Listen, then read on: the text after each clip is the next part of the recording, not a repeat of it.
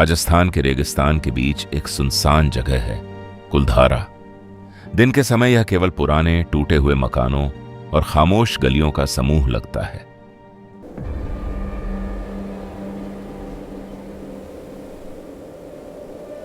लेकिन रात होते ही यहां की फिजा बदल जाती है। मैं आरव हूं, एक डॉक्यूमेंट्री फिल्म मेकर। मैंने सुना था कि कुलधारा एक ही रात में पूरी तरह खाली हो गया था। कहा जाता है कि यहां पालीवाल ब्राह्मण रहते थे। जैसलमेर के एक शक्तिशाली दीवान ने उनकी एक बेटी पर बुरी नजर डाल दी। गांव वालों ने फैसला किया कि वे अपनी इज्जत पर समझौता नहीं करेंगे, और फिर एक ही रात में न सिर्फ कुलधारा ही नहीं बल्कि आसपास के 80 से अधिक गांव भी खाली हो गए। जाते जाते लोगों ने कहा कि यह जगह दोबारा कभी आबाद नहीं होगी। मुझे यह सब केवल कहानी लगती थी, इसलिए मैंने तय किया कि मैं यहां रात बिताकर असली दृश्य रिकॉर्ड करूंगा। शाम तक मेरी टीम लौट गई और मैं अकेला रह गया। हवा तेज चल रही थी। मैंने कैमरा नाइट मोड पर लगाया और रिकॉर्डिंग शुरू कर दी। कुछ देर बाद मुझे ऐसा महसूस हुआ जैसे मेरे पीछे कोई चल रहा हो।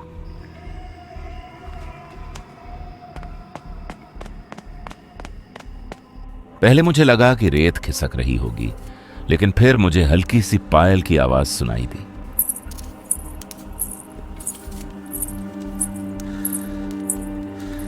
मैंने तुरंत पीछे मुड़कर देखा। वहां कोई नहीं था। कैमरे की स्क्रीन पर एक पल के लिए एक सफेद सा साया दिखाई दिया, फिर गायब हो गया। मैंने खुद को समझाया कि शायद यह रोशनी का असर होगा। मैं एक टूटे हुए घर के अंदर गया तो वहां मिट्टी में दबी हुई एक पुरानी डायरी मिली। ज्यादातर शब्द पढ़ने लायक नहीं थे, लेकिन एक वाक्य साफ था, हम गए नहीं हैं, हम यहीं हैं। उसी क्षण मुझे पहली बार हल्का सा डर महसूस हुआ। जब मैं घर से बाहर निकला तो मुझे पीछे से एक धीमी सी औरत की आवाज सुनाई दी, पानी। मेरा गला सूख गया। मैंने टॉर्च जलाई और आवाज की दिशा में चल पड़ा। एक संकरी गली में अचानक तापमान ठंडा हो गया। हवा जैसे रुक सी गई। गली के अंत में एक औरत खड़ी थी।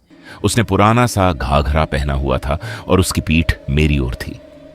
मैंने हिचकिचाते हुए पूछा, तुम कौन हो? वह धीरे धीरे मेरी ओर मुड़ी। उसका चेहरा अस्वाभाविक रूप से सफेद था और आंखें पूरी तरह काली।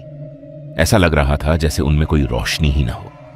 उसने सीधे मेरी ओर देखकर कहा, तुम वापस क्यों आए हो? उसके शब्द सुनते ही मेरे मन में एक अजीब विचार आया। मेरा उपनाम सिंह है। कहानी के अनुसार जिस दीवान की वजह से यह गांव खाली हुआ था, उसका उपनाम भी सिंह था। क्या यह केवल संयोग था या अचानक हवा फिर से तेज हो गई? मुझे महसूस हुआ कि हम दोनों के अलावा भी वहां कोई मौजूद है, जैसे दीवारों के पीछे, टूटे दरवाजों के बीच कई निगाहें मुझे देख रही हूं। वो औरत धीरे धीरे मेरे करीब आई। उसने मेरा हाथ पकड़ लिया। उसका हाथ बर्फ से भी ज्यादा ठंडा था। मेरे शरीर में झटका सा लगा। मुझे लगा मेरी सांसें भारी होती जा रही हैं और कानों में लोगों की फुसफुसाहट गूंज रही है। हर तरफ से बस एक ही सवाल गूंज रहा था, तुम वापस क्यों आए हो? मेरी आंखों के सामने अंधेरा छाने लगा। अगली सुबह एक पर्यटक मार्गदर्शक को रेत पर मेरा कैमरा मिला। मैं कहीं दिखाई नहीं दिया।